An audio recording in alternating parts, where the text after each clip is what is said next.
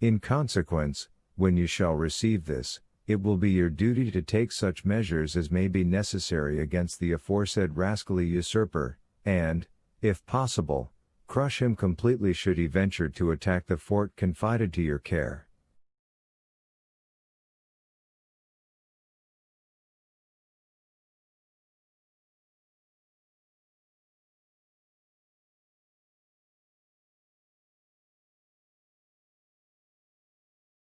Take such measures as may be necessary, said the commandant, taking off his spectacles and folding up the paper.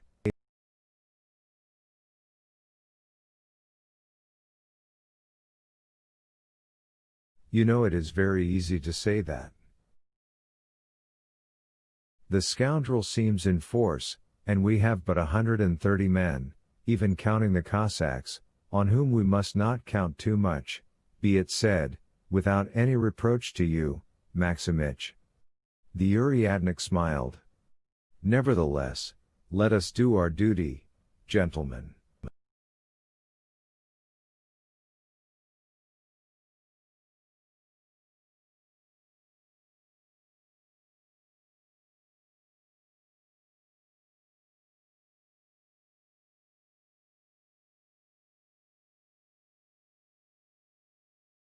Be ready, place sentries, let there be night patrols in case of attack, shut the gates, and turn out the troops.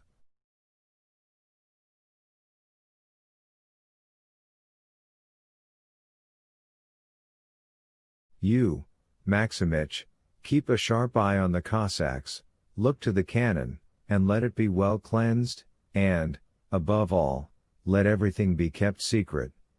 Let no one in the fort know anything until the time comes.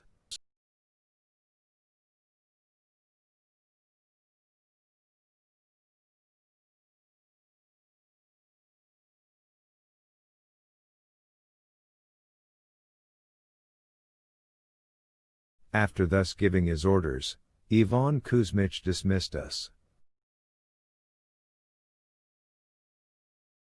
I went out with Fabrine, speculating upon what we had just heard. What do you think of it? How will it all end? I asked him.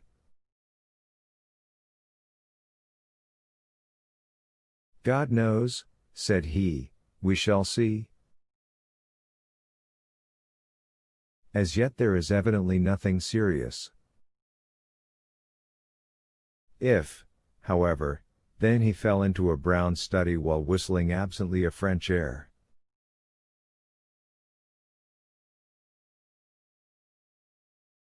In spite of all our precautions, the news of Pugachev's appearance spread all over the fort.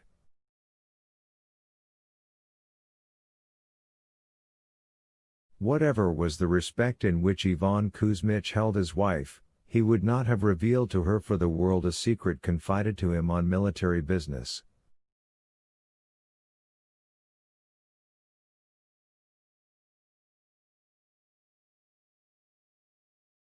After receiving the general's letter, he had rather cleverly got rid of Vasilissa Igorevna by telling her that Father Gerasim had heard most extraordinary news from Orenburg, which he was keeping most profoundly dark.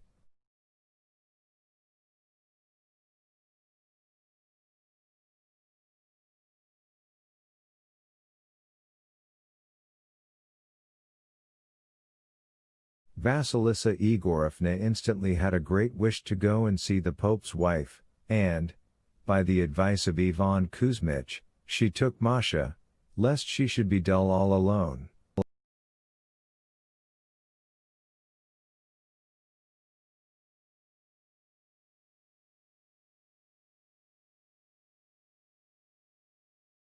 Left master of the field, Ivan Kuzmich sent to fetch us at once, and took care to shut up Polashka in the kitchen so that she might not spy upon us.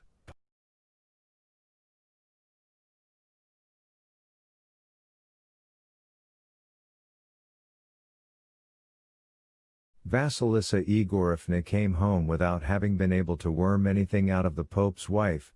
She learnt upon coming in that during her absence Ivan Kuzmich had held a council of war, and that Palashka had been locked up.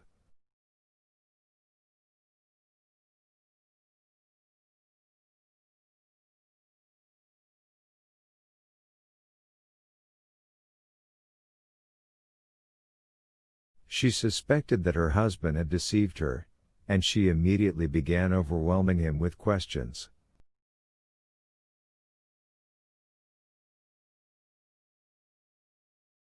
But Ivan Kuzmich was ready for this onset. He did not care in the least, and he boldly answered his curious better half.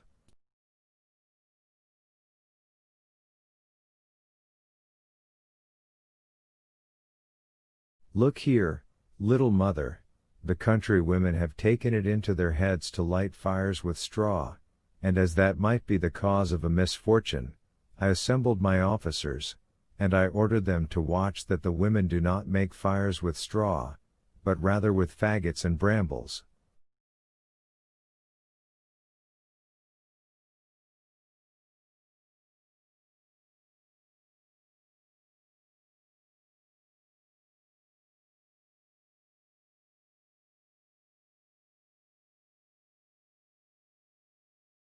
And why were you obliged to shut up Polashka? His wife asked him.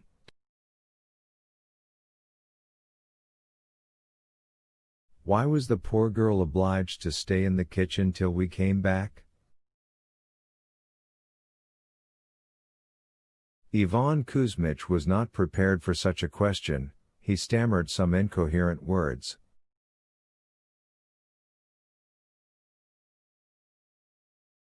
Vasilisa Igorovna instantly understood that her husband had deceived her, but as she could not at that moment get anything out of him, she forbore questioning him, and spoke of some pickled cucumbers which Akulina Pamfilovna knew how to prepare in a superlative manner.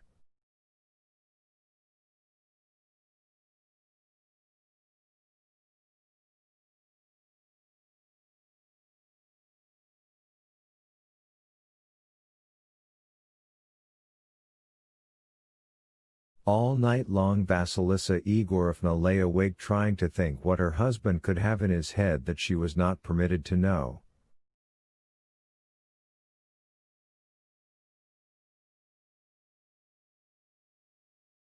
The morrow, on her return from Mass, she saw Iwan Ignatiych busy clearing the cannon of the rags, small stones, bits of wood, knucklebones, and all kinds of rubbish that the little boys had crammed it with.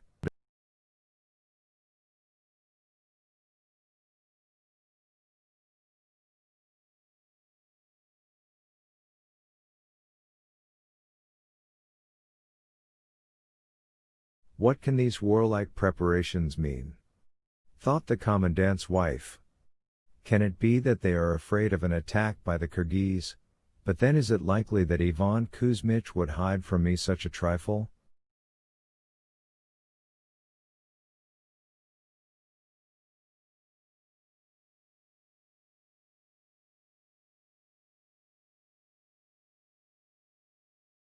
She called Iwan Ignatiych, determined to have out of him the secret which was provoking her feminine curiosity.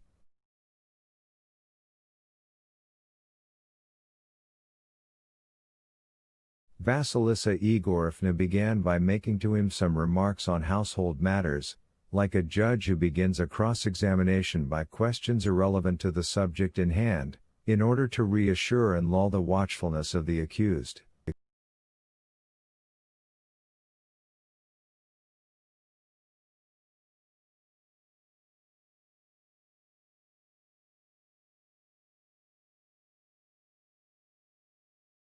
Then, after a few minutes' silence, she gave a deep sigh, and said, shaking her head,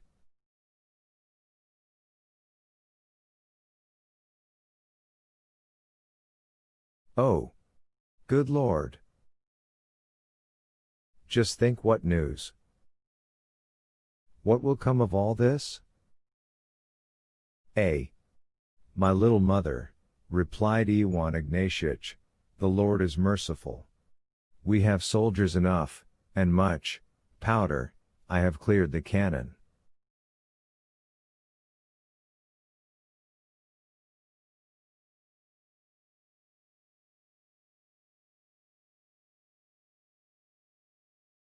Perhaps we may be able to defeat this Pugachev. If God do not forsake us, the wolf will eat none of us here.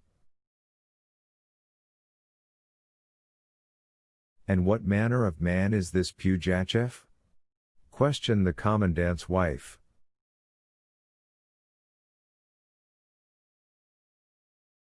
Ivan Ignatievich saw plainly that he had said too much, and bit his tongue, but it was too late.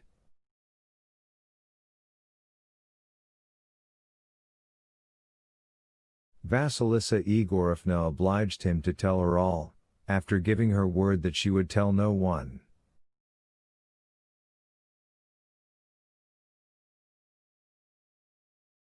She kept her promise, and did not breathe a word in deed to anyone, save only to the Pope's wife, and that for the very good reason that the good lady's cow, being still out on the steppe, might be lifted by the robbers.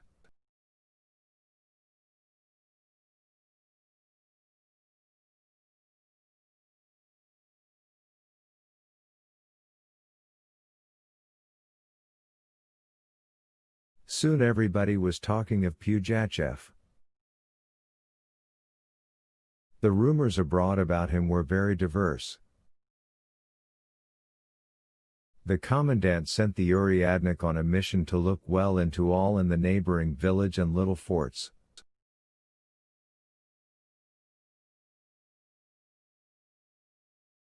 The Uriadnik came back after an absence of 2 days, and reported that he had seen in the steppe, about 60 versts from the fort, many fires, and that he had heard the Bashkirs say that an innumerable force was approaching.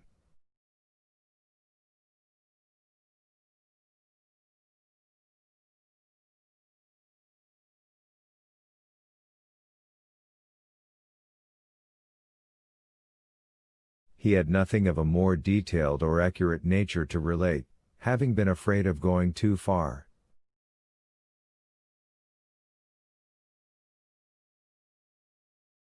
We soon began to notice a certain stir among the Cossacks in the garrison. They gathered in all the streets in little groups, spoke among themselves in low voices, and dispersed directly they caught sight of a dragoon or any other Russian soldier.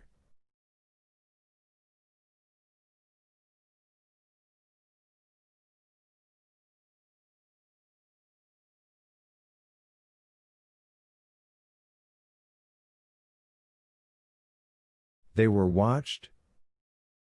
July, a baptized Kalmuk, revealed to the commandant something very serious.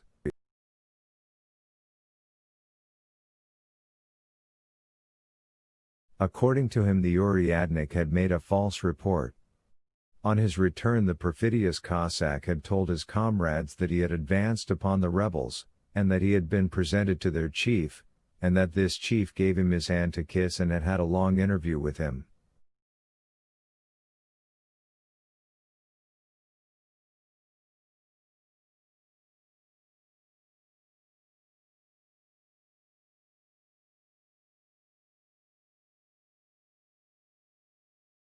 At once the commandant put the Uriadnik in arrest, and declared July his substitute.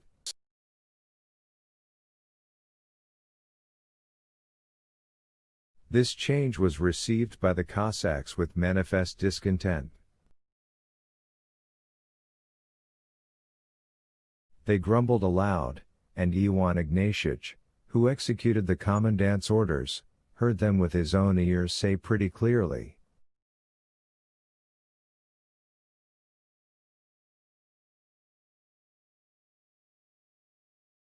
"Only wait a bit, you garrison rat."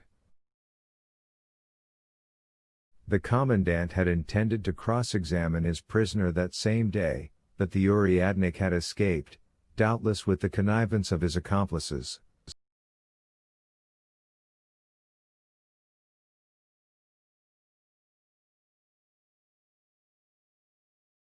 Another thing occurred to augment the commandant's disquiet. A Bashkir was taken bearing seditious letters.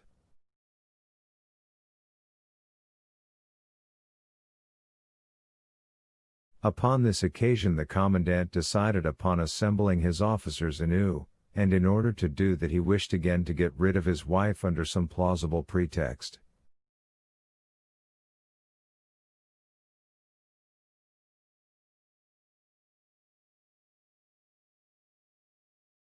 But as Ivan Kuzmich was one of the most upright and sincere of men, he could not think of any other way than that which he had already employed on a previous occasion.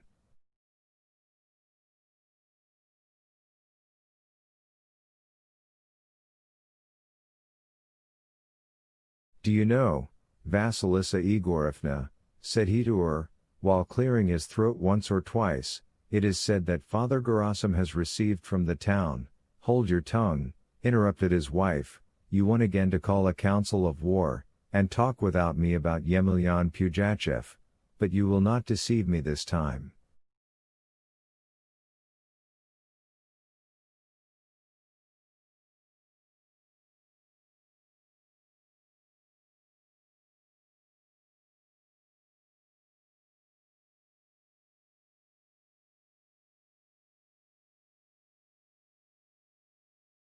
Ivan Kuzmich opened his eyes wide.